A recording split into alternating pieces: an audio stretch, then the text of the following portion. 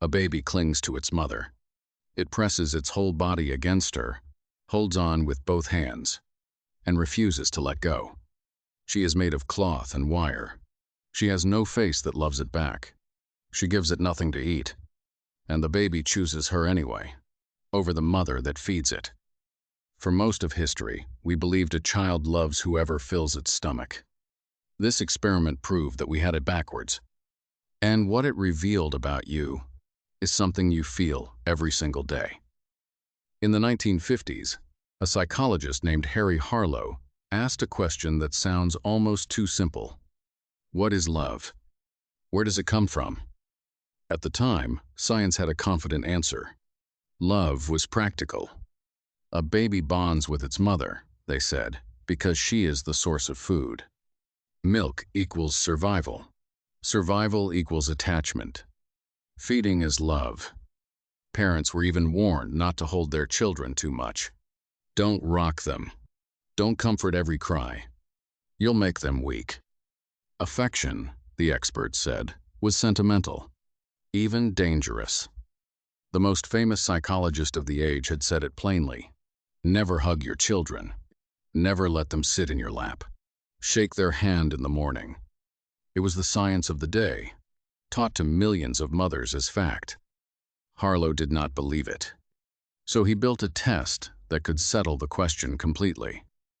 He took infant monkeys, newborns, and separated them from their real mothers.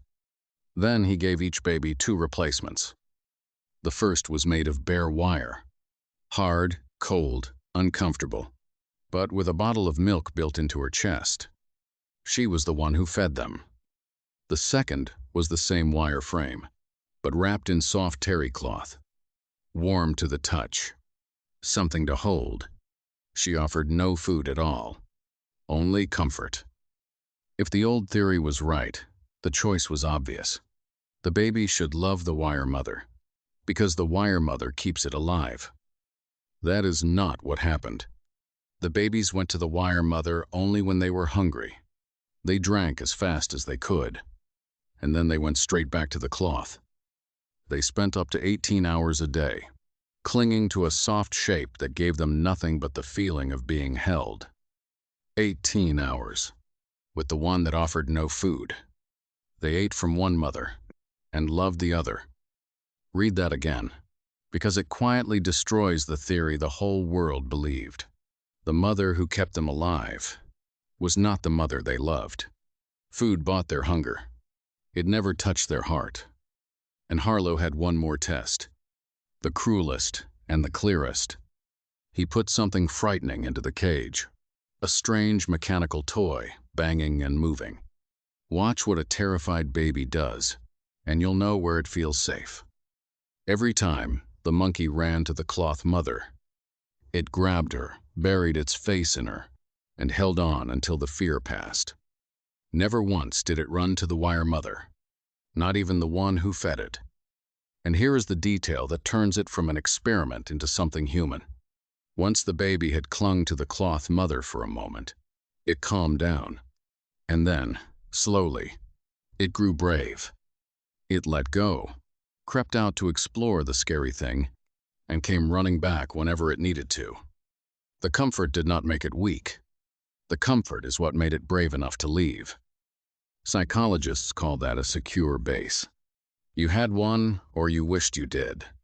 It is the person whose presence makes the world feel survivable, the one you can walk away from precisely because you know they'll be there when you turn around. Harlow had proven it. Love is not payment for food. Love is contact, warmth, the body of someone who holds you when the world bangs and moves. It sounds obvious now. It was revolutionary then. It helped change how hospitals treated children, how orphanages were run, how a generation of parents were finally told, hold your baby. You cannot love them too much.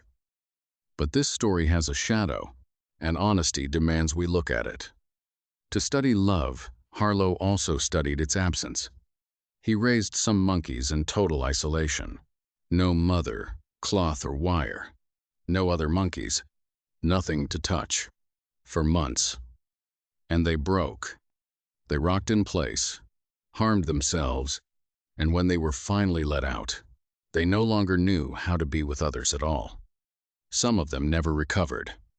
It was, by any modern standard, deeply cruel. The animals paid a real price for a truth we arguably already should have known. And that tension, a profound finding built on real suffering, is exactly why this channel exists. To look at what these experiments cost and what they taught without pretending it was clean. Because what they taught is about you. You are not a wire mother machine. You do not run on food and shelter alone. You never did. Think about the last truly hard day you had. You did not want advice. You did not want a solution. You wanted someone to sit next to you, a hand on your shoulder, a voice that said, "I'm here." Maybe you got it. Maybe you had to be your own cloth mother that night. Either way, you know the difference between being provided for and being held. That is the cloth mother. That is a need you were born with, as deep and as real as hunger. And it explains the quiet ache of the modern world. We have never been better fed, better housed, more entertained. We have wire mothers everywhere, screens that feed us, apps that keep us alive and occupied. And so many people feel, underneath all of it, strangely unheld. Harlow's monkeys would understand exactly.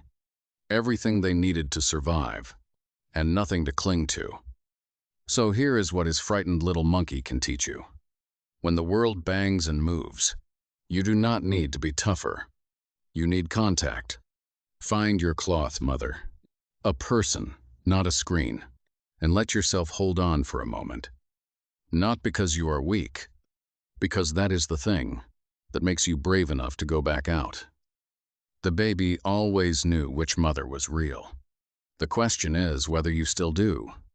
When you're scared, who do you run to? And be honest? Tell me in the comments. And if you want to understand the experiments that reveal who we really are, this is the human experiment. I'll see you in the next case.